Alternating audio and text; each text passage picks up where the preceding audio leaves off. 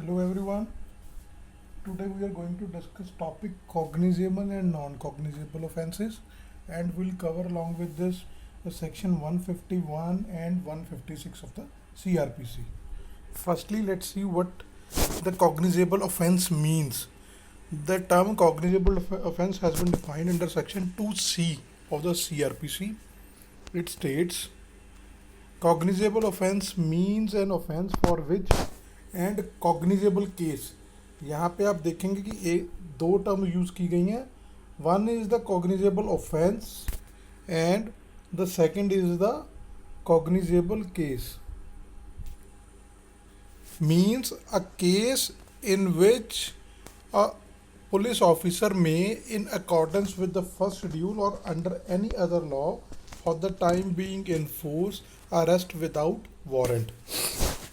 In simple it's a simple thing कि cognizable offences वो वाले ऑफेंसेस हैं जिनमें पुलिस ऑफिसर के पास पर से राइट है to arrest the accused person.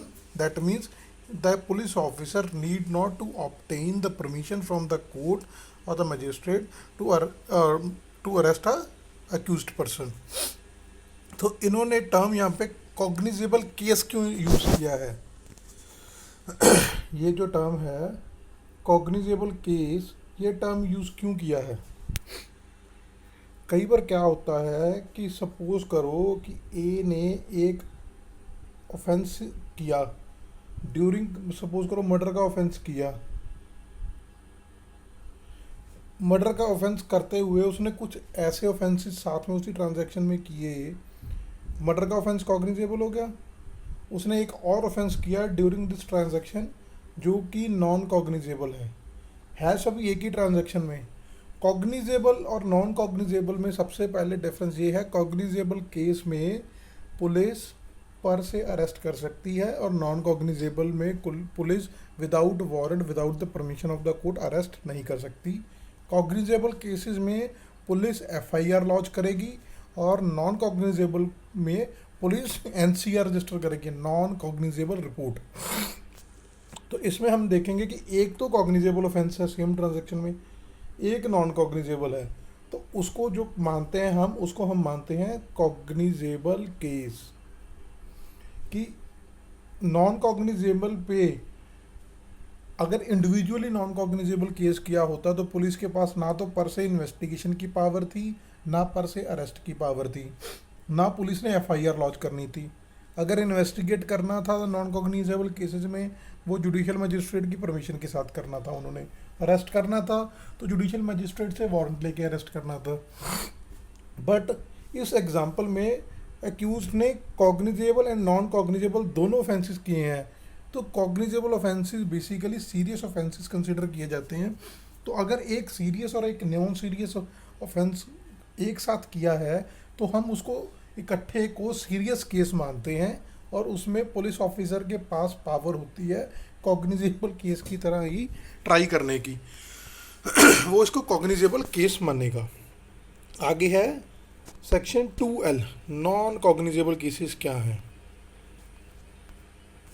Non cognizable offences mean an offence for which and non cognizable case means a case in which a police officer has no authority to arrest without warrant। उसमें police officer के पास authority है to arrest a person without warrant. That means police officer can per se arrest a person, और in non cognizable cases the police officer can not arrest a person without obtaining the warrants from the court.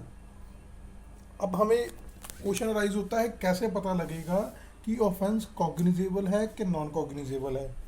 हमने जब शुरू में वो sections किए थे jurisdiction में, उसमें हमने शेड्यूल देखा था, शेड्यूल 1 एंड शेड्यूल 2। आईपीसी के ऑफेंसेस के लिए शेड्यूल 1 है।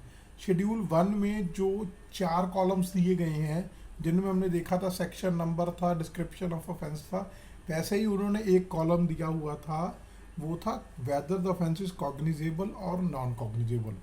तो वहाँ से पता लगेगा कि ये ऑफेंस कॉग्निजेबल है कि नॉन कॉग्निजेबल है। उसी के अकॉर्डिंगली इसको देखा जाएगा कि पुलिस ऑफिसर इसमें अरेस्ट कर सकता है कि नहीं कर सकता। तो आगे आता है, हम सेक्शन चलते हैं 155 पे।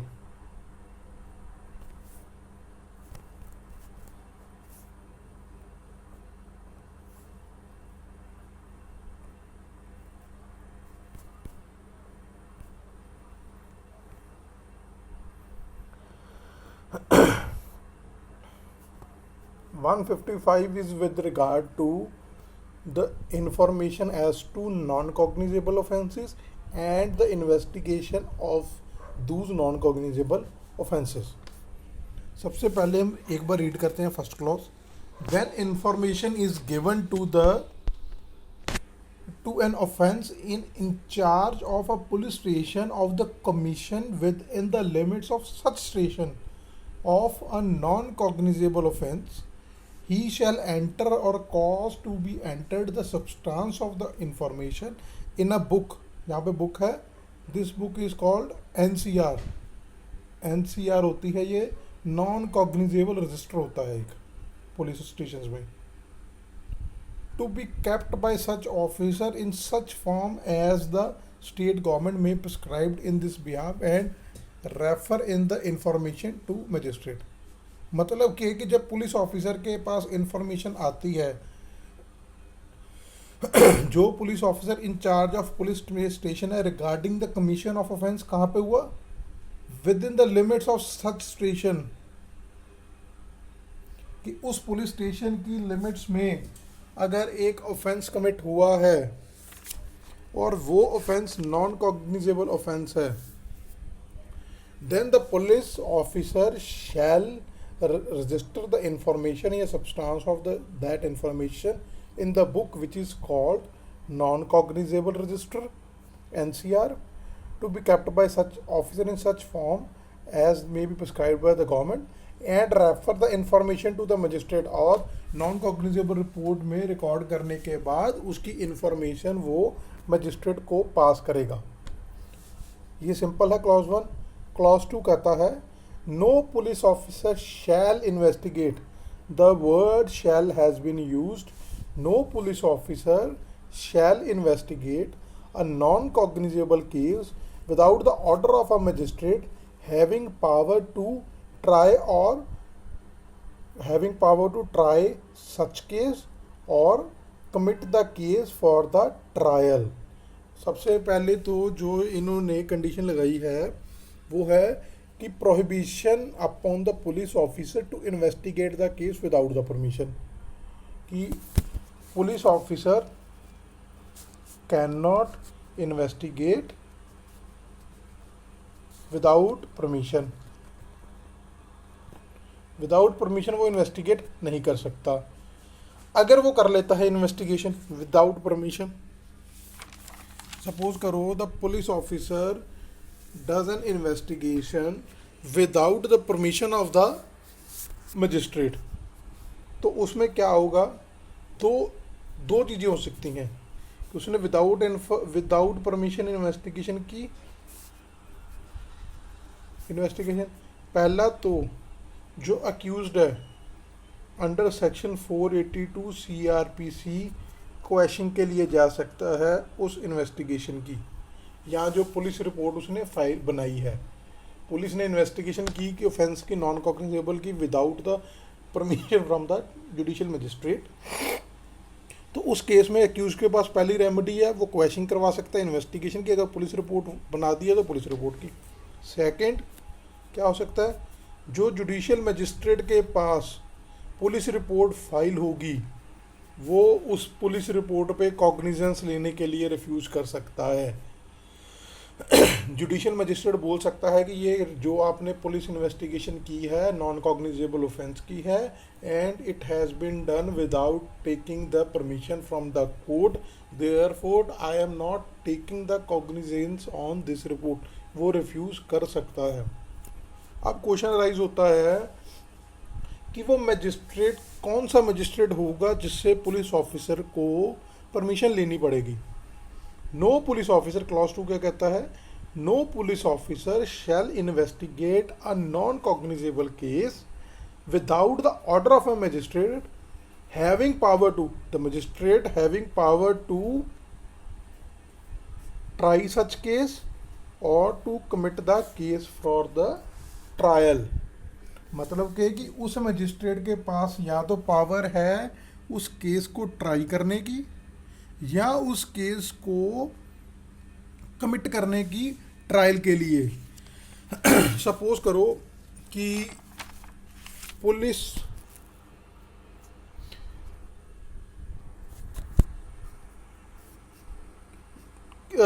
अपना आप माने कि एक ऑफेंस हुआ, नॉन कॉग्निजेबल ऑफेंस है, तो पुलिस स्टेशन की जुरिस्डिक्शन में होना चाहिए, वो बोल रहे हैं ये पुलिस स्टेशन की जुरिस्डिक्शन है।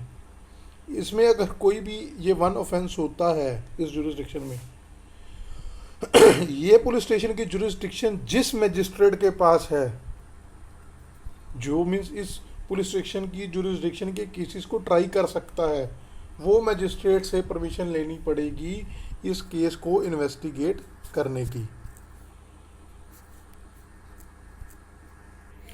आगे उन्होंने बोला है कि कमिट कर सकता है जो मजिस्ट्रेट ट्रायल के लिए। मतलब कि अगर इस पुलिस स्टेशन की जुरिस्डिक्शन में कोई ऑफेंस होता जो कि सपोज करो कॉग्निजेबल होता, और जो मजिस्ट्रेट उस ऑफेंस को कमिट कर सकता था कोर्ट ऑफ सेशंस के पास ट्रायल के लिए, वो जुडिशियल मजिस्ट्रेट से परमिशन लेनी पड़ेगी। सपोज ये पुलिस स्टेशन सेक्टर 10 चंडीगढ़ की जुरिस्डिक्शन है। अगर इस पुलिस स्टेशन की जुरिस्डिक्शन में एक मर्डर होता तो वो मर्डर के लिए पुलिस रिपोर्ट किस जुडिशियल मजिस्ट्रेट के पास फाइल की जाती और वो judicial magistrate court of session को ट्राई करता। उसी जुडिशियल मजिस्ट्रेट के पास ये पुलिस स्टेशन सेक्टर 10 का पुलिस स्टेशन परमिशन लेगा to investigate the matter with regard to non cognizable offences. आगे है any police officer receiving such order में exercise the same power in respect except the power to arrest without warrant and as an officer in charge of police station may exercise in a cognizable case। मतलब कि police officer के पास यहाँ पे suppose करो non cognizable offence हुआ, यहाँ पे police officer को इन्वेस्टिगेट करने की परमिशन मिल गई, देन द पुलिस ऑफिसर जब इन्वेस्टिगेट करेगा will have all the powers जो उसको कॉग्निजेबल केस में थी। कि कॉग्निजेबल केस में जैसे वो इन्वेस्टिगेशन करेगा कि वो विटनेसेस के स्टेटमेंट्स रिकॉर्ड करेगा या और कोई एक्शन लेगा जो उसके पास कॉग्निजेबल में पावर थी, वो पावर वो यहाँ पे यूज़ कर सकता है। कौन सी पावर यूज़ नहीं कर सकता? वो अरेस्ट नहीं कर सकता एक्यूज को without the warrant from the. Accused को अरेस्ट करने के लिए उसे पहले कोर्ट से परमिशन लेनी पड़ेगी। आगे आता है where a case relates to 2 और more offences of which at least one is a cognizable the case shall be deemed to be a cognizable case notwithstanding that the other offence are non cognizable. ये मैंने आपको बता ही दिया कि एक cognizable case है, एक non cognizable है, मतलब एक मर्डर है, एक नॉन कॉग्निजेबल केस है, तो उसमें जो केस पूरा बनेगा वो कॉग्निजेबल ही माना जाएगा। अब क्वेश्चन अराइज होता है कि सपोज करो कि यहाँ पे नॉन कॉग्निजेबल ऑफेंस हुआ, यहाँ पे परमिशन मिली टू इन्वेस्टिगेट और यहाँ पे इन्वेस्टिगेशन होके पुलिस रिपोर्ट तैयार हो गई। अब ये पुलिस रिपोर्ट कौन सी पुलिस रिपोर्ट मानी जाएगी? ये police report under section 173 clause 2 ही फाइल होगी और इसके ऊपर कॉग्निजेंस जो लिया जाएगा वो कॉग्निजेंस लिया जाएगा अंडर सेक्शन 190 क्लॉज 1B के ऊपर कि it is on the police report. जैसे कॉग्निजेबल ऑफेंस पे कॉग्निजेंस लिया जाता है वैसे ही जो कॉग्निजेंस है अगर पुलिस को इन्वेस्टिगेशन की परमिशन मिल गई है वैसे ही वो उसके ऊपर पुलिस रिपोर्ट फाइल करेगा और court similar to cognizable offence के तरह ही कॉग्निजेंस लेगी as the cognizance is taken on the police report. Suppose करो एक क्वेश्चन मैं एग्जांपल बताता हूँ। तो यहाँ पे ऑफेंस हुआ, इसमें एक कॉग्निजेबल है एक नॉन कॉग्निजेबल है। तो एज पर क्लॉज 4 ये तो दोनों ही बन गए अपना, क्या कहते हैं, नॉन कॉग्निजेबल, अपना कॉग्निजेबल केस बन गया। कॉग्निजेबल केस हुआ, पुलिस ने एफआईआर रजिस्टर कर दी। यहाँ पे पुलिस ने, सपोज करो यहाँ पे ये एफआईआर रजिस्टर होगी और यहाँ पे पुलिस ने इन्वेस्टिगेट करना शुरू कर दिया। इन्वेस्टिगेशन करते करते करते यहाँ पे जब इन्वेस्टिगेशन ख़त्म हुई, पुलिस रिपोर्ट जो बनाई गई उसमें देखा गया कि जो तो कॉग्निजेबल ऑफेंस है वो तो किया लगता नहीं है, नॉट कमिटेड। तो जो नॉन कॉग्निजेबल केस है वो किया हुआ है। तो इसमें जो वो police report under section 173 clause 2 file करेंगे उसको कोर्ट डीम्ड कंप्लेंट मान लेगी अंडर सेक्शन 2 क्लॉज डी। मतलब कि इन केस अगर एक ऑफेंस की इन्वेस्टिगेशन कॉग्निजेबल ऑफेंस की तरह शुरू की गई है, बट ड्यूरिंग इन्वेस्टिगेशन और on the completion of the investigation जो पुलिस रिपोर्ट फाइल हुई उसमें यह पाया गया कि जो अक्यूज्ड है उसने कॉग्निजेबल ऑफेंस नहीं किया, नॉन कॉग्निजेबल ऑफेंस किया है। पुलिस ने तो बिना परमिशन का इन्वेस्टिगेशन कर दी अब तो कॉग्निजेबल मान के। तो उस केस में जब वो पुलिस रिपोर्ट फाइल करेंगे तो कोर्ट उस पुलिस रिपोर्ट को डीम्ड कंप्लेंट मानेगी और उसको फाइल करने वाला पुलिस ऑफिसर कंप्लेनेंट बनेगा और कोर्ट जो कॉग्निजेंस लेगी उस पुलिस रिपोर्ट पे under section 190 clause 1 clause A cognizance on complaint लेगी और उसके ऊपर सेक्शन 200 की आगे की प्रोसीडिंग्स इनिशिएट करेगी, वो अपना क्या कहते हैं एग्जामिनिंग ऑफ विटनेस वगैरह, और उसके बाद इशू ऑफ प्रोसेस करेगी। सेक्शन 2D मैं आपको दिखा देता हूँ एक बार।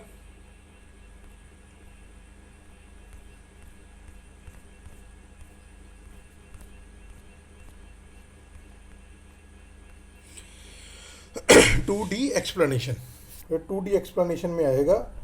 अगर आपको प्रीलिम्स में भी पूछा जाता है कि कौन सा सेक्शन है with regard to deemed complaint, आपने मार्क करना है section 2D explanation. It states that a report made by a police officer in a case which discloses after investigation the commission of a non-cognizable offence shall be deemed to be a complainant and the police officer by whom such report is made shall be deemed to be a complainant। मतलब कि जो तो police report होगी shall be deemed to be a complaint and the police officer who is filing that complaint shall be deemed to be a complainant। वो deemed complaint का case होगा और उसमें जो कॉग्निजेंस लिया जाएगा वो cognizance as the cognizance is taken on the complaint वैसे कॉग्निजेंस लिया जाएगा। आगे आता है जी हमारा सेक्शन 156। 156 बड़ा इंपॉर्टेंट सेक्शन है इन्वेस्टिगेशन के पार्ट का भी और अदरवाइज भी जुडिशियल प्रोसेस में भी। ये क्या कहता है, police officer's power to investigate cognizable case, कि पुलिस ऑफिसर की कॉग्निजेबल केस में इन्वेस्टिगेशन की पावर क्या है। सबसे पहले बोलता है any officer in charge of a police station में it is not mandatory, it is discretionary. Any officer in charge of the police station में without the order of a magistrate, बिना मजिस्ट्रेट के ऑर्डर के, investigate any cognizable offence. Cognizable offence हमने ऊपर section 2C में read कर लिया है। Investigate any cognizable case which a court having jurisdiction over the local area with in the limits of such station, over the local area with in the limits of such station would have power to inquire into or try under the provisions of chapter 13। मतलब ये कह रहा है, पहले तो police officer की power की बात करें कि पुलिस ऑफिसर जो इन्वेस्टिगेट कर सकता है मैटर को without the permission from the court कर सकता है। Case which a court having jurisdiction over the local area with in the limits of such station, मतलब कि सपोज करो ये कह रहे हैं कि लोकल एरिया है जो कोर्ट का, उसकी जुरिसडिक्शन के अंदर जहाँ पे पुलिस स्टेशन पड़ता है, सपोज करो कि ये लोकल एरिया है कोर्ट का, यहाँ पे पुलिस स्टेशन नंबर 1 पड़ता है, पुलिस स्टेशन नंबर 2 पड़ता है, पुलिस स्टेशन नंबर 3 पड़ता है एंड पुलिस स्टेशन नंबर 4 पड़ता है। अब 4 नंबर पुलिस स्टेशन इस लोकल एरिया की जुरिस्डिक्शन में पड़ने वाले कहीं भी जगह ऑफेंस हुआ हो, चाहे वो 1 नंबर पुलिस स्टेशन की जुरिस्डिक्शन में हुआ हो, 2 नंबर की में हुआ हो या 3 नंबर की में हुआ हो, इसमें कहीं भी वो इन्वेस्टिगेट कर सकता है। वो क्या कह रहे हैं, उसकी पुलिस जुरिस्डिक्शन की लोकल लिमिट्स में होना चाहिए। और जो कोर्ट की, any incharge in the police station में without the order of a magistrate investigate any cognizable case which a court having jurisdiction over the local area within the limits of such station would have power to inquire or try such provisions of chapter 13।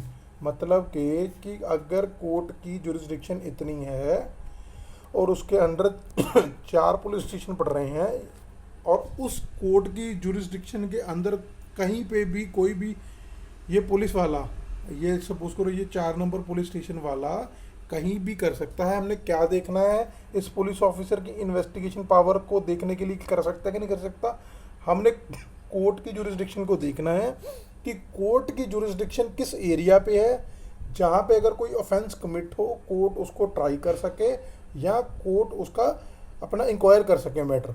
मैं एक example बताता हूँ आपको कि offence हुआ sector 10 police station में एक आधा, यहाँ पे थेफ्ट हुई, और मोहाली में रिसीव हुई स्टोलन प्रॉपर्टी,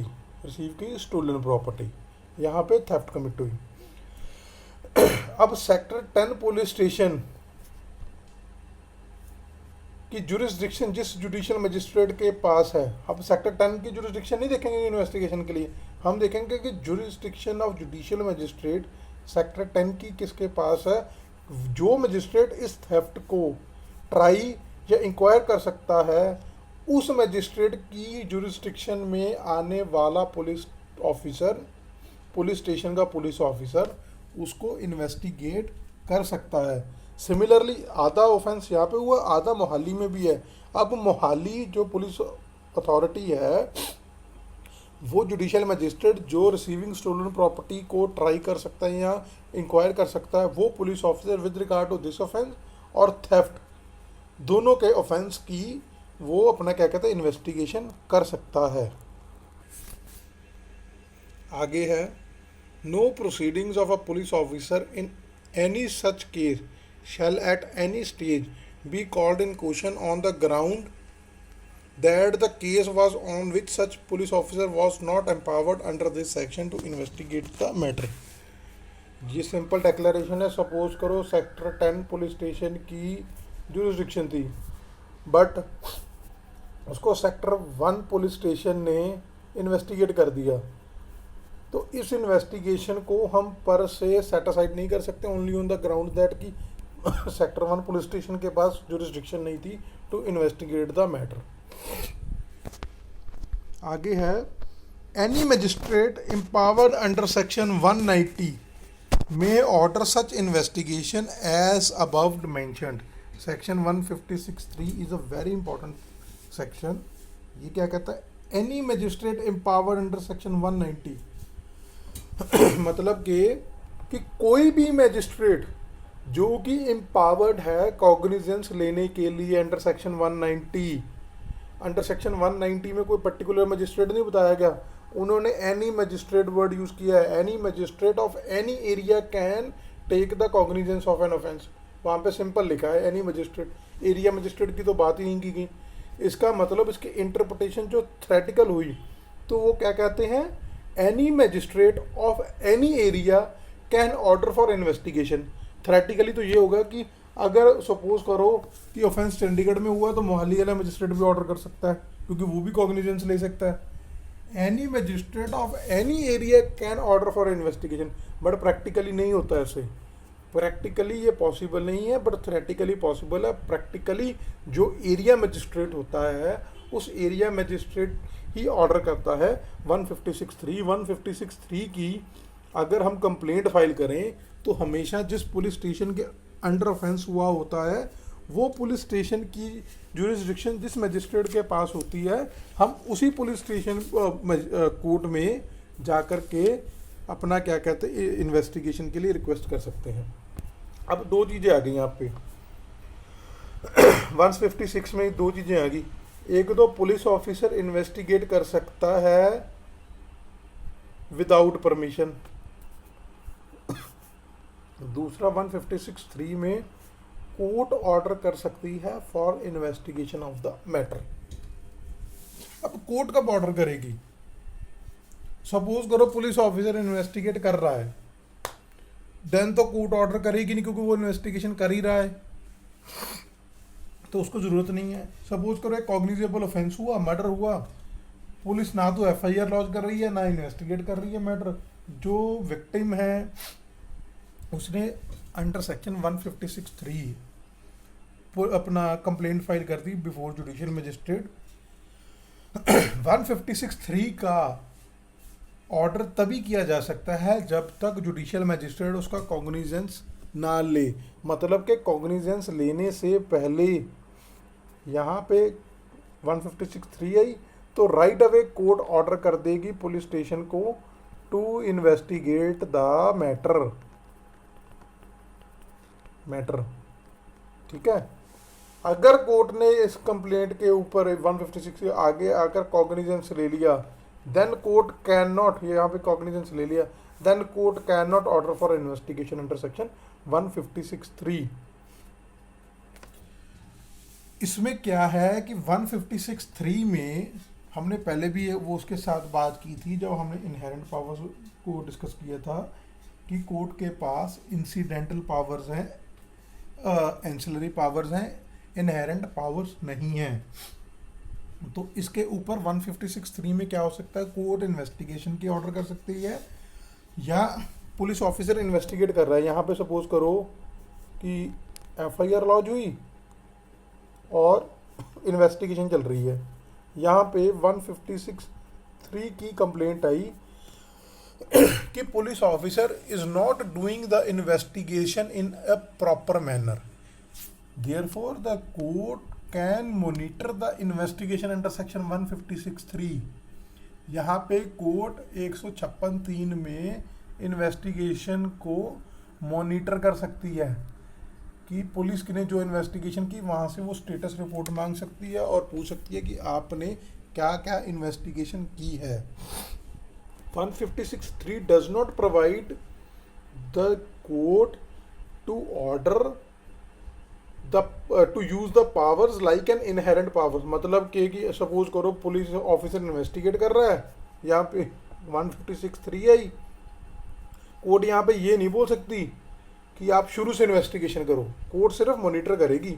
यहाँ कोई एंसिलरी ऑर्डर पास करना है इसको इफेक्ट करने के लिए कि इसको और अच्छा बनाने के लिए, तो कोर्ट 156(3) की पावर्स को यूज़ कर सकती है। सपोज करो यहाँ पे 156(3) की कंप्लेंट आई, पुलिस ऑफिसर इन्वेस्टिगेट नहीं कर रहा मैटर को, मैटर कॉग्निजेबल है। यहाँ पे कोर्ट ने इन्वेस्टिगेशन का ऑर्डर कर दिया, कोर्ट ने पुलिस ऑफिसर को बोला इन्वेस्टिगेट करो। नाउ देयर आफ्टर जब पुलिस ने को इन्वेस्टिगेशन का ऑर्डर कर लिया, कोर्ट रिकॉलिंग का ऑर्डर नहीं कर सकती। उसको ये नहीं बोल सकती कि अब मैं इस ऑर्डर को विड्रॉ कर रही हूँ, आप इन्वेस्टिगेशन रहने दो। नहीं, अगर उस इन्वेस्टिगेशन को रुकवाना है तो हमें 482 में जाना पड़ेगा। जजमेंट नोट करें, अब सकीरी वासु की जजमेंट है, उसमें सुप्रीम कोर्ट ने क्या यूज़ किया, वर्ड मॉनिटर, कि जुडिशियल मजिस्ट्रेट जो है वो इन्वेस्टिगेशन को मॉनिटर कर सकता है। Sakiri Vasu versus state of UP 2008 supreme court. इसमें क्या हेल्ड हुआ, it was held that the magistrate has the incidental powers to pass the orders to make his order effective. The judicial magistrate has the power to investigate to order investigation under section 156(3) and in case a fair investigation is not done और no investigation is done, then there is no need to go under section 482. Rather an application can be filed under section 156(3) only. मतलब कि यहाँ पे cognizable offence हुआ, police FIR नहीं register कर रही, 156(3) में पुलिस रजिस्टर नहीं कर रही या प्रॉपरली इन्वेस्टिगेट नहीं कर रही, तो 156(3) में कोर्ट या तो इन्वेस्टिगेशन का ऑर्डर दे देगी या अपना मॉनिटर करेगी कि पुलिस प्रॉपरली इन्वेस्टिगेट करे।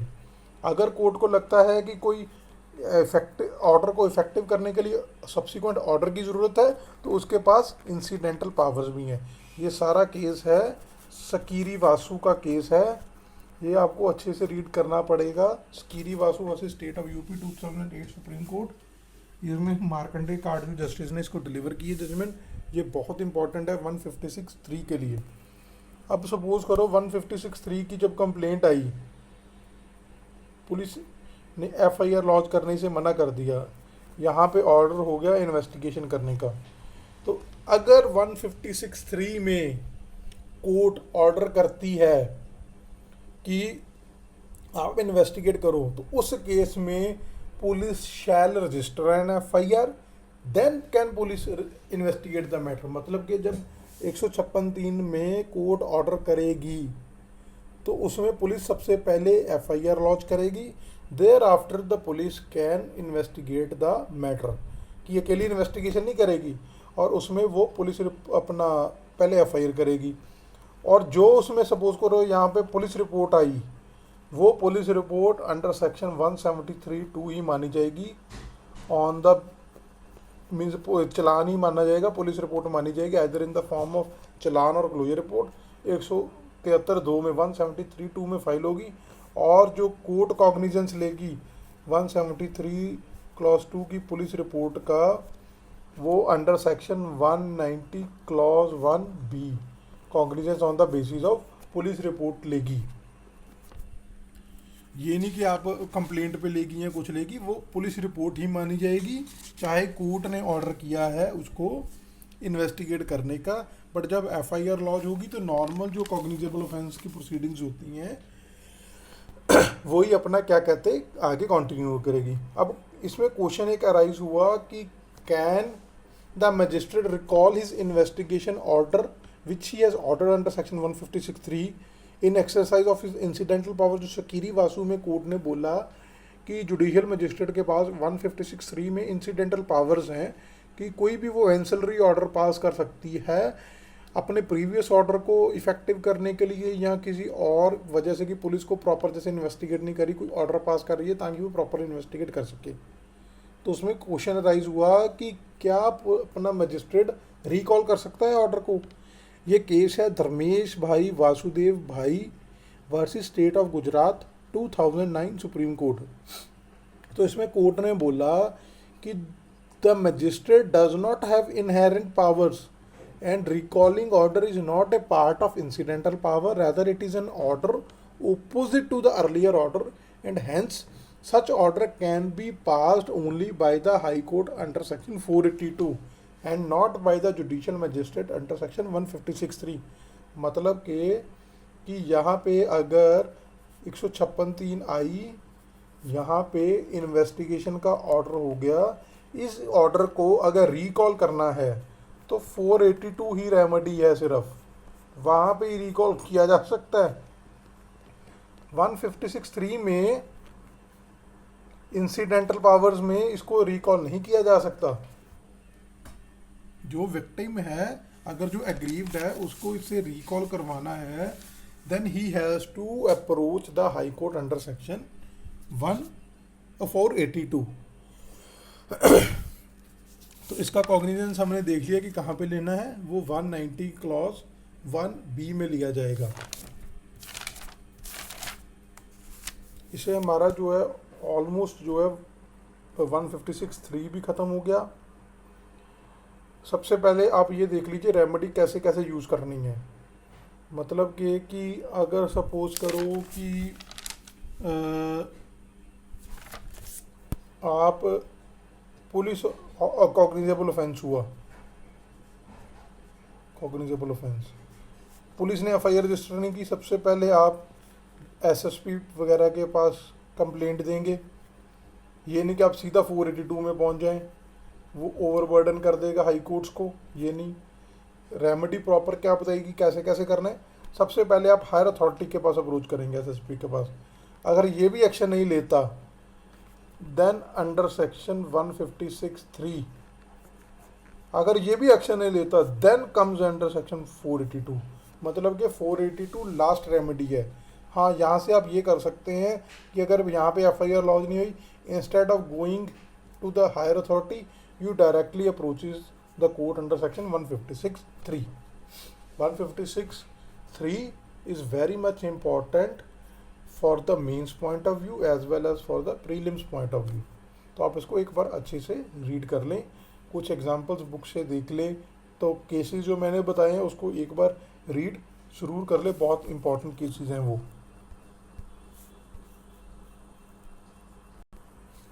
आप एक और जजमेंट नोट करें, Priyanka Srivastava versus state of UP.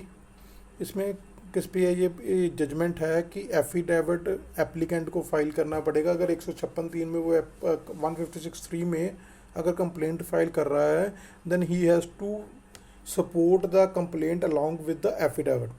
इसलिए सुप्रीम कोर्ट ने क्या कहा, affidavit along with application under section 156(3) is necessary because if affidavit is found to be false, the person will be liable for prosecution in accordance with the law. The court further said that magistrate would be well advised to verify the truth and can verify the veracity of the allegations. Provision under 156(3) is not to settle the score by getting the FIR registered. मतलब ये नहीं है कि ए और B के बीच में लड़ाई हुई, ए ने तो ए के चोटें लगी, ए ने तो एफआईआर लॉन्च करा ली। अब बी क्या कर रहा है, बी 156(3) में फॉल्स एलिगेशन लगा के कंप्लेंट फाइल कर देता है और कोर्ट से ऑर्डर करवा लेता है इन्वेस्टिगेशन के। जब इन्वेस्टिगेशन का ऑर्डर कराएगा तो पुलिस को एफआईआर रजिस्टर करनी पड़ेगी, क्योंकि जब 156(3) फाइल होगी तो कोर्ट अक्यूज को नहीं बुलाएगी, कोर्ट पुलिस ऑफिसर को ही बुलाएगी, सिर्फ स्टेटस रिपोर्ट मांगेगी। अगर कोर्ट को फैक्ट से लगेगा कि हाँ ऑफेंस हुआ है, पुलिस ने एफआईआर रजिस्टर नहीं की, तो कोर्ट एफआईआर रजिस्टर करके इन्वेस्टिगेट करने के मैटर ऑर्डर कर देगी। तो इसमें क्या होगा, दोनों आपस में एफआईआर करवा दी। तो the purpose of section 156(3) is not to settle the score by getting the FIR registered. Court ने इस केस में फर्दर क्या ऑब्जर्व किया, the court further observed that the application under section 156(3) can be filed after restoring the provision under section 154(1) and 154(3). जैसे मैंने आपको बताया कि पहले पुलिस ऑफिसर, फिर higher officer, higher officials, then 156(3। Normally ये बोला गया है, बट अगर आप इसको छोड़ भी देते हैं डायरेक्टली, इसके बाद यहाँ पे चले जाते हैं, तो भी कोई दिक्कत नहीं आती प्रैक्टिकल पॉइंट ऑफ व्यू से। इसके साथ हमारा 156(3) कंप्लीट होता है। तो आप एक बार इसको अच्छे से रीड कर लेना, ज़रूर करना, और मेंस में मोस्टली इन पे क्वेश्चन एक्सपेक्ट किया जाता है। Thank you.